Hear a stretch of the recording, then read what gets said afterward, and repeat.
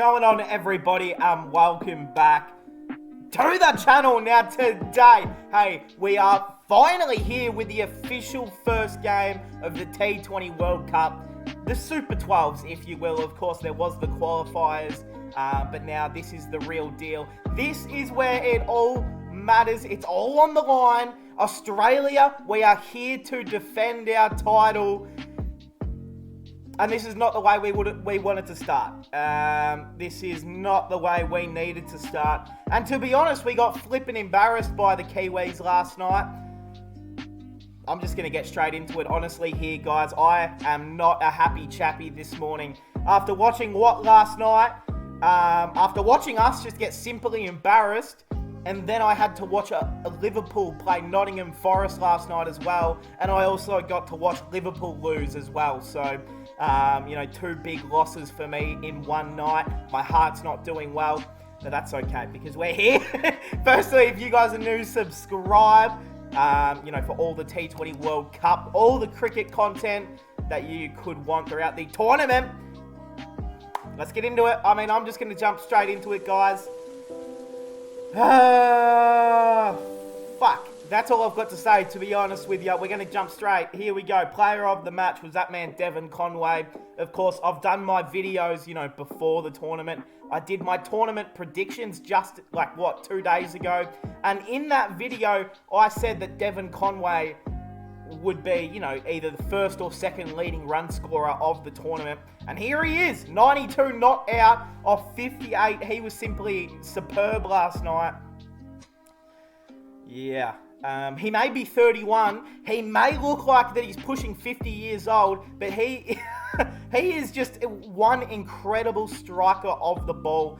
He's not someone who is a flashy player. He's not hitting, backward scoop shots. He's not reverse sweeping for six, but he is just playing natural cricket strokes. It's beautiful to watch, seriously. So, Devon Conway, I am a big fan of his work. Not last night, though, because he taught us a new one. Yeah, we just didn't really have a plan to him at all, to be honest, okay? The Kiwis, wow, Australia, we won the toss first, and I was super excited. I'm thinking, yeah, baby, this is all we need to do. We send the opposition into bat first. If we can keep them under 170, 180, I think that's a reasonable target to try and chase down. They ended with 200, so that's, a little bit above than what we were hoping for. Yeah, and to be honest, the way the game started, I kind of already knew that it was just over. It kind of felt over from this very moment right here. The man, Finn Allen. Now, everyone may not know who he is, but if you don't, go watch the highlights of this game from last night. He just came out there first ball and was smacking the living heck out of everything. Just, it didn't look like he was playing with any pressure. Opening game of the T20 World Cup. It looked like he just wanted to come out there and set a statement early. And didn't he just do that? Got the Kiwis off to a tremendous start, which just kind of put me in a little hole. They were 0 for 60 after 5 overs. And that's what I was thinking. We're in a bit of trouble here. We're in a bit of trouble. 42 off 16, 5 fours, 3 sixes. A strike rate of 262 is just absolutely wild. I think he actually, he got bowled by a great delivery from Josh Hazlewood, but it kind of felt like he almost threw his wicket away at one point. He kind of skipped up the crease of the ball before and put it for 6, and then he tried to skip up the crease again. And Josh Hazlewood is way too good of a bowler to bowl 2 shit deliveries in a row and let you do the exact same thing as the last bowl. So he got bowled, middle stump there, Finn Allen, and then we got a bit of momentum going. Would you call it momentum? Maybe. We've already spoken about Devon Conway. He was just incredible, so I'm not going to touch on him too much there. He did have 7 fours, 2 sixes as well. He is just a stroke player. He reminds me so much. Obviously, completely different eras, completely different players, but he reminds me so much. And this might be a weird comparison, of Sachin Tendulkar. Just the way that he plays his strokes just reminds me so much of Sachin. And, you know, he's not looking for 6. He's just out there looking for just to hit the bad balls away. And he's just a natural cricket player. That's what I think, you know, reminds me of Sachin in the way that he plays. He is just a natural old school cricketer, which you don't see too many of them nowadays in the T20 era. So it's actually fun to see and fun to watch him play. But I wish he didn't do it against us. Devon, I know you're watching right now, Mr. Conway. Next time, maybe reserve it for England or something else. All right, Kane Williamson, the captain, Mr. Smilesome. Yeah, you know what? He actually did us a favour. So big ups to the man Kane Williamson for staying out there. You know, he soaked up 23 deliveries off 23. You know, I mean, he was okay without doing really anything out there. Then got out to a beautiful delivery from the man Adam Zampa.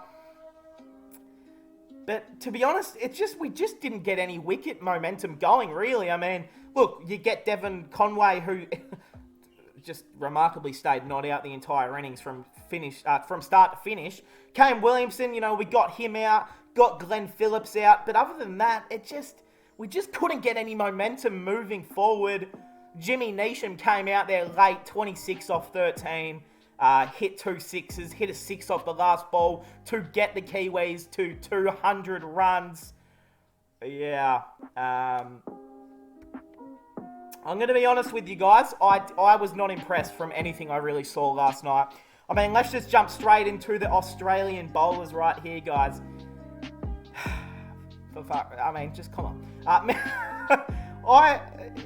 You know what? This is the part of our team that carries us. This is the part that we rely on the most. And when they don't do their job to the full capacity, it makes us look shit. So, Mitchell Starc, none for 36 off 4. I mean, I thought he actually bowled okay. I thought his first over was obviously garbage. His first over of the game, he went for about 14 runs. Or was it 16? I think it was 16 runs. And then he really did well to bring it back after that. You know, it seems like he's introduced a lot more slower balls into his, his bowling as well, which is really good to see. Because there's nothing, even though he may be pushing 40, he's still, you know, adding variations and new things to the trick bag, which is good to see for the man Starkey boy. We've got big Hoffy boy Hazelwood. Look, I mean, he was our best bowler, 2 for 41 off 4. And I've got nothing else to say about that. I thought he started, again, not very well, but he brought it back amazingly, took 2 poles, and was by far our best bowler tonight. Mr. Patrick Cummins. Oh, Patrick, Mr. Cum Man, the Cum Boy. Look, that sounds a bit wrong, but you got, look, the Cum Man. That's what we call him over here. The Cum Express. Well, you need to get some of that energy back, my friend, because you are just not bowling well at the moment. Let's be honest, guys. Let's be honest. We all love Pat Cummins. He's a nice, beautiful man, right? But you're not bowling well. He is just not bowling well. I don't know if it's, you know, the workload that he's had to carry on. I don't know if he's tired. I don't know if it's, you know, the white ball. He just isn't a T20 player like we first thought, you know, for his entire career. But it's a little bit concerning these last, I want to say, you know, 3 to 4 months with Pat Cummins. He is not bowling very well at all. Marcus Stoinis, the big Hulk, none for 38 off 4. I thought he bowled okay. And Adam Zampa, 1 for 39 off 4. So again, I thought he bowled okay. But then again, we just didn't have any bowler that, you know, was a standout. We didn't have a bowler that, you know, took the game by the scruff of the neck and took maybe, you know, 3 for 20 or, you know, 2 for 11 or something like that. So a little bit to think about for this bowling order. You know, this is the part of our team that carries us to victory, and they weren't at their best. So, I mean, do we see any changes for the next game? Probably not, but I wouldn't be against seeing someone like Ashton Agar come in as an extra spinner. I wouldn't be against it at all. All right, let's jump into the Aussie batting lineup. I mean, look, we had our chances. We had plenty of chances to try and chase down every single one of these runs. But it was just poor from the get-go, to be honest. I mean, David Warner, he gets bowled by Tim Southey. just uncharacteristic, like, look at the vocabulary on me. I can speak that real vocab. Okay, David Warner, yeah, I mean, he'd be pretty disappointed by his dismissal. I wonder what the description says. Let's see. Yeah, this one is on a length and a round off. Warner looks to pull the length, but was not the right shot. No, it was not the right shot. It went straight through his legs, bowled him middle stump. And as soon as David Warner went out, I started to cry a little bit because I knew maybe this is it. Maybe this is where it just goes downhill. And yeah, it did exactly that. Aaron Finch, the skipper. Look, he looked really good against India in the warm-up game. But again, just, this is not his fault at all. But just couldn't get anyone going here. He goes for 13. Mitch Marsh. I mean, look, he started really well, but this is, again, the problem with Mitchell Marsh is that, we have him at number 3, and he is someone who it's either he's going to make, 16 off 12, or he's going to, make 50 off whatever.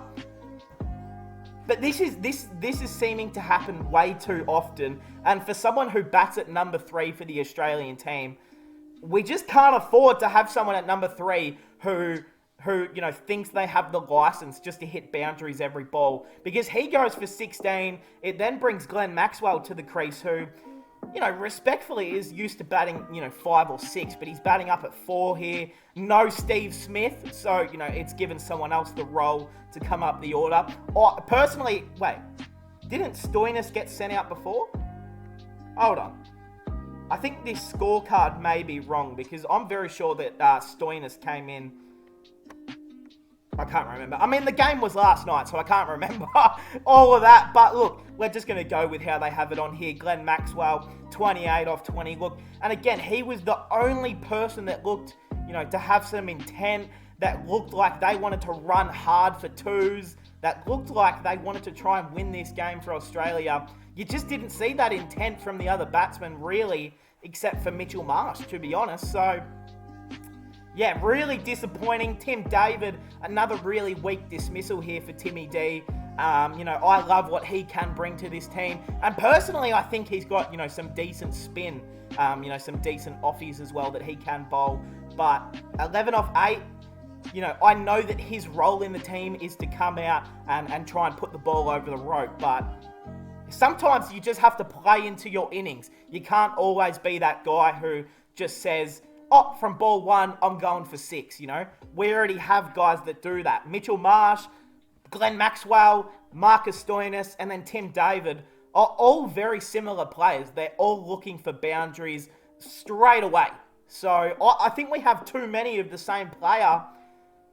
And maybe, you know what? Maybe we are missing a Steve Smith. Maybe I was wrong. Maybe the selectors were wrong on not including someone who can really balance out innings. Look, he is a slow T20 player. He does seem to, at times slow down the run rate. But if he can stay out there, make a nice, 40 off 38, you look at that and you're thinking, it was okay.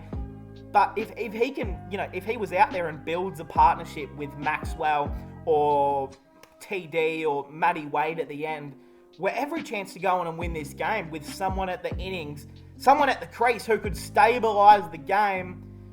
We didn't have that. We did not have that. Tim David, a weak dismissal. Matty Wade, I mean, look, he just came out there and knew that it had to be boundaries, couldn't get it away. Pat Cummins, 21 off 18. I mean, look, well done to the big come man. But again, the game was over. Mitchell Starc, the game was over. So we're just going to get into the Kiwi bowling. Trent Boult, 2 for 24 off 4. Again, he was just fantastic. Yeah. I mean, to be honest, they were all pretty fantastic here. Tim Southey, 3 for 6 off 2. Jesus Christ. Mitchell Santner, 3 for 31 off 4. Now, all respect goes for Mitchell Santner. He is a great all-rounder in my opinion. But to let Mitchell Santner take 3 wickets is just too many. I'm going to be honest, guys. On a pitch that was not, a spin-friendly pitch. It was, a pace-dominant pitch and a good place to get runs on the board. They bowled very well with 2 spinners in their team, the Kiwis. And that's why I think maybe it's time that Australia look at Ashton Agar as that second spinner option. I mean, they had Santner bowl 4 overs. They had Ishodi bowl 4 overs as well. So maybe, you know what? Maybe it's time to go against the trend of Australia and play the 2 spinners. Play the 2 spinners, because we didn't use Glenn Maxwell. We didn't use TD. So I think a little bit of extra spin might have, you know, slowed down the innings last night, because we went 4 pacemen in a row, and then we brought on, I think it was Zampa after that. So yeah, plenty to think about here for the Australians. Let's have a look at the fixture. Of course, you know, we like to do this at the end of every review here. Woohoo! And here we go. It is the day of the big match between Sri Lanka and Ireland. Yes, sir! This is the big match that everyone... No, okay. We're going to get off that because no one really cares about that game right there. You know, I mean, we care, but not enough to say that that's the big game. This is the big game that will be here tonight. India v Pakistan. I mean, this is as big as it gets in cricket. 100,000 at the MCG. The two, you know, well, India is the biggest nation. I don't, you know, Pakistan would be around, you know, 2, 3, whatever. This is going to be massive. Now, of course, there is the chance of rain, but looking at the forecast, you know, I mean, it said that it was meant to be raining all game last night during Australia and New Zealand, and we got a full game. So hopefully tonight the same thing happens and we can get a full game of cricket, or at least, you know, 10 to 15 overs aside would be bloody awesome, because I want to see some cricket played. That's what I'm here to see. I know you guys want to see tonight. So, hey, that is how we're going to cap it off. Australia, they made me upset. They're going to continue to make me upset. You know what? Let's hold on a sec. Hold on a sec. I'm not ready to just give up like that. So, of course, you know, we've got these games. You've got these 2 games. Whatever. And then, of course, Australia, we play Sri Lanka. Is this in Perth? Why the hell does it start at 10 p.m? Okay, so it is in Perth. That's why. So the game's not going to finish till about 1 a.m. You've got to be kidding me, man. This is Australia, and I've got to wait till 1 a.m. to finish. Okay, whatever. No complaining. As long as we win, I don't really care. So, hey, that is going to cap it off. Let me know your thoughts about the Aussies right now. Well done to the Kiwis on just an incredible victory. Completely destroyed us. And, hey, that is going to cap it off. I hope we all enjoyed, and I'll see everyone in the next one.